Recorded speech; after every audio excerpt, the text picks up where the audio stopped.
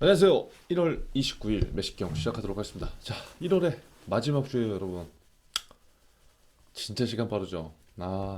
여러분들 제가 1월 시작하면서 3P에 대해서 얘기하면서 시작했는데 혹시 그거 끝까지 작성한 친구도 있나요? 상당히 어려웠거든요. 저도 지금 하고 있는데 달성률이 한 70% 정도밖에 안 되는 것 같아요. 75%. 그래서 스스로를 오늘 반성했습니다. 뭐 그런 거죠, 뭐 다. 어떻게 로봇처럼 다 해. 근데 최대한 맞춰가는 거죠. 그러니까 이런 계획들이 잘 안 이루어진다는 거는 뭐 여러 방면으로 우리가 체크를 해볼 수 있지만 첫 번째, 욕심이 많아서 과도하게 내가 목표 설정을 하면은 너무나 많은 걸 내가 계획을 잡았기 때문에 나는 진짜 하루 24시간을 빠듯하게 살고 있음에도 불구하고 그 계획을 한 달 동안에 다 못할 수도 있다는 거예요. 그러니까 너무 내가 달성을 못했어. 뭐 그런 생각 할 필요가 없어요. 왜? 다음번에 계획을 좀 줄여서 현실성 있게 가면 되니까. 그리고 두 번째는, 음, 처음엔 계획을 하다가 나중에는 그것들을 계속적으로 실천하고 달성하고 하루하루 체크하는 게 어렵죠. 그래서 그냥 하다가 작심삼일하다가 포기하는 거예요. 그래서 2월 달을 이제 시작하는 이제 날이잖아요. 그리고 2월 달은 여러분들한테 굉장히 중요한 달이고. 그래서 같이 계획 세우고 같이 한번 실천해보고 조금씩 그렇게 다시 한번 새로운 마음가짐으로 달려갔으면 좋겠습니다. 제가 어제도 얘기했지만 면접 준비는 반드시 지금부터 해야 돼요. 면접 준비 지금부터 하시고요. 오늘은 어떠한 또 재밌는 뉴스가 있을까 한번 볼까요? 코스피 코스닥 4월간 시총 110조 증발. 와, 이거 뭐 하루하루 그냥 다이나믹하죠. 어떨 때 올라갔다가 어떨 때 내려갔다가 이거 무슨 이게 방향성이 이게 맞는 거야? 뭐 그런 솔직히 그런 생각하는 친구도 있을 것 같아요. 그게 맞는 거예요. 왜? 기자를 쓰는 관점은 다 다르니까. 그리고 내가 이 기사를 썼을 때 견해도 다르고 근거도 다 다르죠. 그렇기 때문에 내가 어떠한 기사를 본느냐에 따라서 달라질 수밖에 없는 거예요. 그래서 여러분들은 그냥 일단 정보를 받아들이는 그런 입장에서 보면 좋을 것 같아요. 자, 어제 코스피가 1.7% 하락했어요. 3069에 마감. 실물 주가 괴리 확대 속 단기 조정이 될 것이다. 뭐 이런 얘기들이 많은데 제가 지금 하품을 하고 있죠. 미안합니다. 지금 또 12시가 다 돼서 계속 할게요. 자, 코스피 지수가 4일 연속 약세를 보이며 3,100선 무너졌다. 아니 3,100도 어디에요? 많이 올라갔잖아. 근데 지금 뭐 4천까지 갈 기세 뭐 막 이렇게 막 방방 띄우다가 또 이제 3,100선이 무너졌다고 또 이제 공포심을 조성하는 걸 수도 있어요.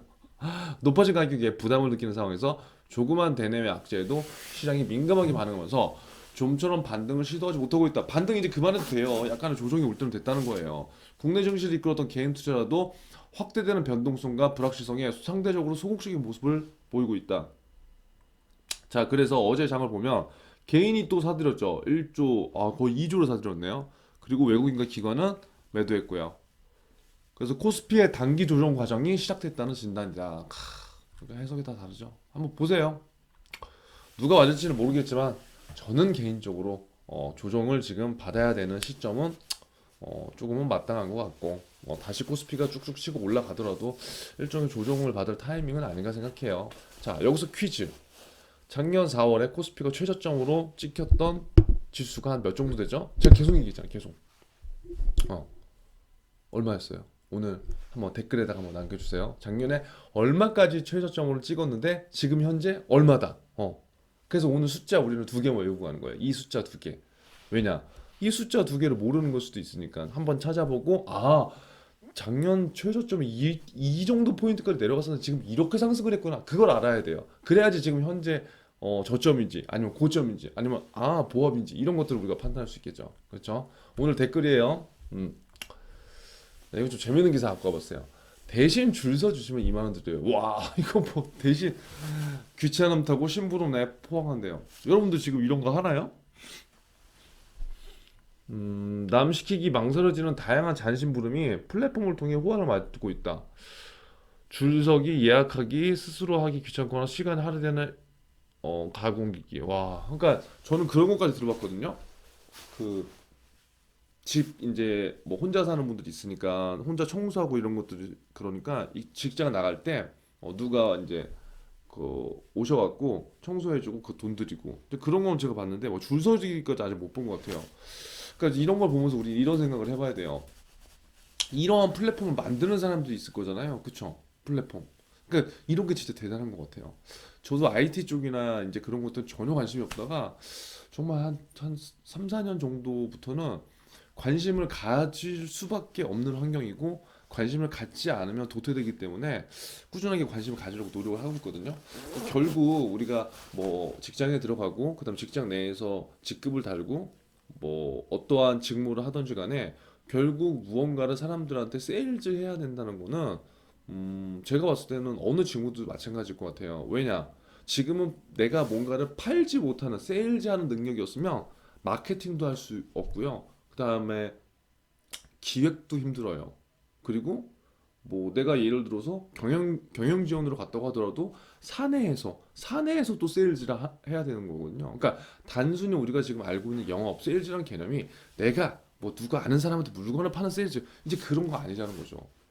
모든 것들이 다 사람 관계이고 사람 관계에서 의사소통이 굉장히 중요하고 이 사람의 매력을 이 사람한테 더 매력이 있으면 더 끌리는 게 사실이거든요. 그러니까 여러분들이 이제 뭐 경영 지원하면은 굉장히 뭐 본사에서 뭐 굉장히 좋고 뭐 그런 거라고 생각할 수도 있지만 저는 좋은 점도 있지만 뭐 나쁜 점도 있다고 생각해요. 왜 현장에서 이러한 일들 잘 모를 수도 있잖아요. 근데 중요한 거는 그들도 사내 스텝에 있는 분들도 서로 자기 부서에서 남의 부서에 협조 요청을 하거나 할 때 어떻게 보면 그것도 영업이라고 저는 생각을 하거든요. 세일즈? 왜? 모르는 상태에서 같은 회사 공간이지만 내가 저 자료가 필요한데 저 자료가 필요하기 위해서 똑같은 자료라도 모두가 다 공유하는 게 아니에요. 부서별로 경쟁도 있고 막 그렇기 때문에. 그럼 결국 이제 이 세일즈에 대한 감각이 저는 굉장히 중요하다고 느끼는 사람 중에 한 명이라서 근데 이런 걸 보면 아, 플랫폼을 만드는 사람은 정말 대단하다. 이 사람은 세일즈를 하지 않고 세일즈 하는 사람들을 바탕으로 해서 또 다른 비즈니스 하는 거잖아요. 그래서 저는 여러분들이 이런 것도 굉장히 좀 생각해보면 좋을 것 같아요. 이거 대신 줄 서드리면 2만 원 드려. 이거 누가 뭐 예를 들어서 우리가 술 먹다가 뭐 커피 마시다가 이렇게 얘기했을 때 야, 웃기는 소리 하지 마. 그렇게 넘어갔을 수도 있는 걸 갖고 누군가는 이렇게 플랫폼을 토대로 해서 만든 거잖아요. 그러니까 이런 작은 생각, 사고, 그다음에 실천 이런 것들이 굉장히 중요하고 그런 것들이 저는 취업 시장, 그다음에 여러분들 직장 생활 처음 할 때도 굉장히 좀 중요하다고 생각해요. 그런 것들이 갖고 있는 사람들은 계속적으로 그렇게 생각하고 행동하는 거니까. 그래서 이런 기사를 보면서 한번 보세요. 가구 옮기기 10,000원. 이런 게 또 고용 창출도 될 수 있는 거잖아요. 그쵸? 그래서 뭐 한번 그냥 보시라고 갖고 왔어요. 우리가 좀 생각도 전환을 할 필요성도 있고 정말 요즘 시대에서 내가 뭐 예를 들어서 이분이 만약에 흑수저였다면 예를 든다면 흑수저였다면 제가 봤을 때는 이러한 플랫폼 제작으로 해서 굉장히 많은 인생의 방향성이나 그런 것들이 바뀌었을 수도 있을 것 같거든요. 그래서 이런 면 한번 또 보는 것도 우리한테 또 공부가 되는 것 같아요. 요즘 눈이 안 좋아갖고 안경을 써야 되는데 눈이 계속 아프네요. 자, 세 번째 기사예요. ESG 많이 얘기했죠. 제가 계속 얘기했죠. ESG 화두가 될 수밖에 없습니다. 금융권뿐만 아니라 일반 기업도. 근데 KB 시중은행 KB운용 ESG 펀드에 자금태웠다. 어, 시중은행들의 KB 자산운용의 채권형 환경 사회 지배구조 펀드에 자금을 태웠다. 와, 이현성 대표 최대 전환 이후 ESG 관련 조직을 신설한 그러니까 지금 KB 자산운용 저 몰랐는데 ESG 관련 조직을 신설했대요, 아예. 그래서 업계 최초의 3호 ESG 채권 투자 상품을 내놓으면 기관 투자를 유치했다. 그러니까 금융권에서 ESG 관련해서 할 수 있는 것들은 이런 거죠. 우리가 ESG 채권에 투자할 거야. 뭐 그러면 어떻게 되겠어요? 정부의 의도를 따른 거잖아요. 이게 좋은 일을 하는 거잖아요. 이 채권 투자로 ESG 관련된 것들을 투자하는 거잖아요. 그럼 자금을 유치할 거죠. 그래서 이런 기관 투자도 유치를 하면은 이것도 하나의 방향성이 맞다는 거죠. 얼마 전에 제가 ESG 관련돼서 얘기를 했지만 그 정부의 기조, 그다음에 세계 경제가 아니라 환경을 생각하는 흐름들은 세계가 모두 다 공통적이기 때문에 그 안에서 대한민국 정부의 기조, 그 안에서 금융권의 역할, 이렇게 계속 내려간다는 거죠. 그래서 이러한 것들 방향성이 있다. 그래서 KB 자산운용 같은 경우에는 ESG 투자 관련 조직을 신설하고, 그러니까 KB 자산운용 쓸 사람들은 이런 것들이 굉장히 강점이라고 보면 되겠죠. 그리고 ESG 투자를 강화하고 있고, 음, 그러니까 얼마나 좋아요. 조직도 개편하고, 정부의 의도도 맞추고, 투자 자금도 유치되고, 괜찮은 거겠죠. 이거 어제 읽으려다가 못 읽은 건데, 이제 이런 거예요. 신혼부부 특별 공급, 젊은 부부의 티켓 쏠림, 무주택 중년 호소. 그러니까 이게 무슨 말이냐면, 제가 이제 얼마 전에 청약에 대해서도 얘기했는데 청약으로 우리가 집을 그 구매를 매매를 하는데 분양을 받는데 청약도 종류가 굉장히 많아요. 특별 공급이라는 게 있고 일반 공급이라는 게 있어요. 그런데 갓 지금 결혼한 신혼부부들은 일반 공급으로 청약에 당첨되기 힘들어요. 그러니까 특별 공급은 뭐냐면 사회적 배려층에 대해서 일반 그 물량의 분양 물량의 일정 부분을 던져주는 거예요. 그러니까 신혼부부들은 가점이 낮으니까 이런 특별 공급, 아 신혼부부들아 너희 집 지금 사기도 힘들고 어려우니까 나라에서 아파트를 지어줄 때 특별 공급 물량을 줄 거야. 그러면 너희는 특별 공급 물량으로 한번 청약을 해봐. 이제 이런 거예요. 이해되셨죠? 그런데 지금 이 신혼부부 특공 때문에 물론 혜택을 받은 사람도 좋지만 못 받는 40대, 50대 샌드위치 세대잖아요. 샌드위치 세대. 그러니까 이러한 분들이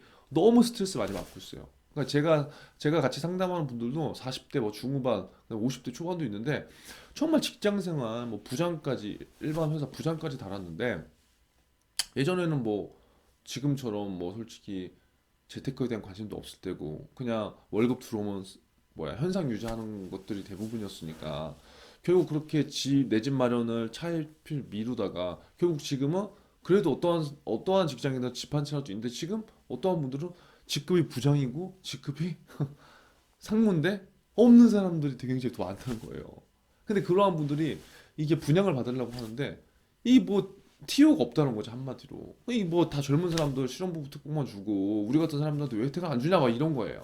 한마디로 이해되나요? 최대한 제가 쉽게 풀었는데 시간이 없어서. 자, 이게 뭐냐면 정부의 부동산 청약 제도가 특정 계층에 과도하게 혜택을 준다면 제도 개선이 필요하다는 목소리가 나왔다. 특정 계층이라는 게 아까 얘기한 신혼부부 특별 공급과 같은 이런 예예요.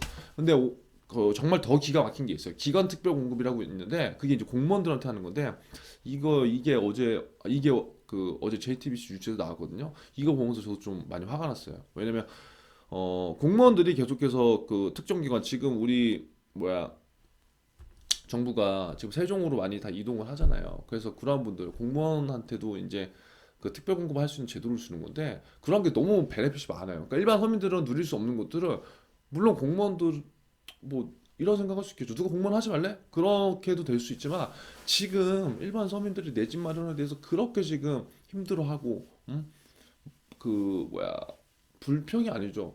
어떻게 보면 굉장히 전세 때문에도 힘들어하는 상황에서 특정 집단만을 위한 그런 제도가 계속 이어져야 되는가? 그러니까 저는 또 이런 거 이렇게 생각한다고요. 그러니까 특정 계층에게 과도한 혜택을 준다면 제도 개선이 필요하다. 그러니까 그 제도 개선 누가 할 수 있냐? 정부에서 할 수 있는 거예요. 그러니까 지금 빨리 바꿔줘야 돼요. 이런 것들을. 무슨 말이냐면 청원 게시판에 무주택 기간이 길고 청약 통장을 오래 보유한 사람에게 당첨 혜택을 더 주자는 내용의 청원이 등장한대. 이건 이제 맞는 말이에요. 지금 청약으로 당첨이 되려면 민간 분양, 일반 아파트 같은 경우에는 가점으로 따지는데요. 그 점수 중에 무주택 잠깐만. 무주택 기간이 32점, 그다음에 부양가족 수가 35점, 청약통장 가입 기간이 17점, 이래서 84점 만점 중에 몇 점이냐요. 그런데 거기 보면은 부양가족 수가 점수가 굉장히 많아요. 그러니까 이분들이 이런 얘기 왜 했냐면, 아니 부양가족 점수 지금 다 1, 2인 가족인데 그거 뭐 최대 35점, 그거 다 서류 조작하는 거 아니냐. 그럼 현실적으로 사회적 배려층을 위한다면 무주택 기간이 오래된 사람한테 이런 혜택도 좀 줘야 되는 거 아니냐. 그 점수를 바꿔라. 이제 그 얘기예요. 이해되셨죠? 그러니까 저도 그거는 동감이에요. 바꿔줘야죠. 이제 부양가족 뭐 지금 예전에는 지금 8.1 대책 전에는 그래서 그 주민등록 등본으로 장난치는 사람들이 굉장히 많았어요. 왜냐 부양가족 수 늘면 점수가 계속 올라가니까. 음. 그래서 청원인은 정부의 신혼부부 특별공급 공급과 관련해서 금수저인 젊은 신혼부부보다 4, 50세대가 취약계층에 더 가깝다며 신혼부부에 대한 과도한 특혜를 개선할 필요가 있다고 지적했다. 근데 이거는 상황에 따라 다른 것 같아요. 물론 금수저인 신혼부부도 있지만 아닌 신혼부부도 있고, 그쵸? 입장 차이죠. 그래서 뭐가 맞다 틀리다는 모르겠지만, 뭐 제가 봤을 때는 자산의 일정 부분 어, 리밋을 걸어놓고 하는 것도 나쁘지 않은 것 같아요. 근데 그것들 정부에서 과연 다 체크할 수 없다는 게 그 문제죠. 왜냐면 금수저라는 거는 본인이 돈이 많은 것보다 부모님이 대주는 거니까. 그래서 또 청약 가점에 부양가족 점수가 너무 많은데 이 때문에 부모와 동거하기 위해 위장전이 부양 뭐 많다. 그러니까 아까 제가 한 얘기예요. 84점 만점 중에 35점이나 되는 점수가 부양가족이기 때문에 이것 때문에 위장 전입하고 뭐 이렇게 부작용 이게 많다는 거야. 근데 예전에는 이런 것들을 뭐 점검을 했겠지만 지금은 훨씬 더 타이트하게 하기 때문에 지금은 좀 하기 어렵거든요. 근데 예전에는 그러니까 아는 사람만 계속 하는 거예요. 아이고, 그참 안타까워요. 지금 저는 부동산 시장을 보면. 그래서 아무쪼록 한번 딱 읽어보시고요. 그러니까 지금 기업들에도 제가 얼마 전에도 얘기했지만 이런 거예요. 나 대리야. 나 대리인데 서울에 집이 두 개나 있어. 근데 저기 우리 부장님인데 집이 하나도 없어. 그거 어떨까요? 참, 참 진짜 힘들겠죠. 힘들겠죠. 이게 사람이니까 감정을 어떻게 좀 음, 다숨길 수는 없어요. 그러니까 예를 들어서 내가 부장이야. 근데 쟤는 집이 두 개가 있네, 대리인데. 나 그냥 싫은 게 아니겠죠. 근데 만약에 업무를 하거나 할 때 조금이라도 뭔가 실수를 하거나 그러면 그런 것들을 엮어서 이제 얘기할 수는 사람들이 아직까지도 있어요, 그게. 그래서 아무튼 뭐 그 얘기는 아니지만 이런 안타까운 현실이 있고 여러분들도 지금 하려고 하지만 취업을 해서 제가 계속 말하지만 여러분 취업해서 결혼해야 되고 결혼해서 집 얻어야 되고 애 낳아야 되고 일 열심히 해야 되고 해야 되는데 청약은 진짜 꼭 관심을 가져봐야 돼요, 여러분들도. 그래서 좀 한번 찾아보고 오늘 이런 내용도 한번 찾아보고요. 모르면 제가 다음에 또 한번 얘기를 하겠습니다. 이제 진짜 딱 12시네요. 아무쪼록 오늘도 화이팅 하시고 한 달 우리 모두 고생했습니다. 오늘은 푹 쉬시고 예, 저는 오늘 또 수업을 우리 학생들하고 모의 면접을 하러 조금 이따 또 가야 되기 때문에 여러분들 모의 면접 꼭 해보세요.